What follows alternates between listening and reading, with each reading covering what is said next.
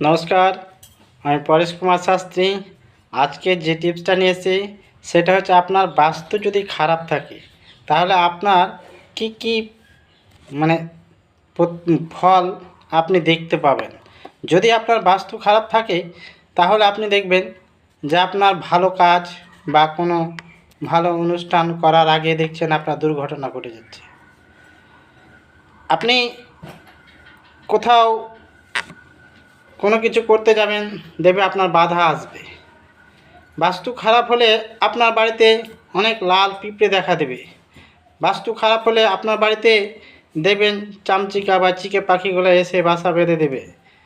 বাস্তু যদি খারাপ থাকে তাহলে আপনার বাড়িতে প্রত্যেক ব্যক্তির সঙ্গে মেলামেশা এবং ভালো সম্পর্ক থাকবে না। নতুন কোনো শুভ কাজ করতে গেলে সেই শুভ কাজে বাধা অবশ্যই আসবে এবং কোনো বাড়ি ঘর দিতে গেলে তখন সে আরও দুর্ঘটনা দেখা দেবে।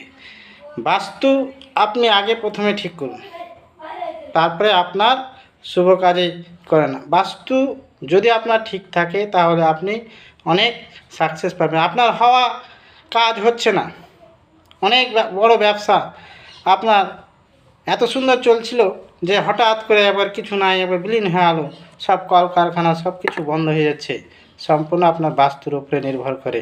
নমস্কার, আমি প্রতি শনি রবি সোমবার হস্তরেখা বিচার করি নিজস্ব বাসভবনে, ছোট কাদিরপুর, শাহপুর ডিসকমনের কাছে, মালদা।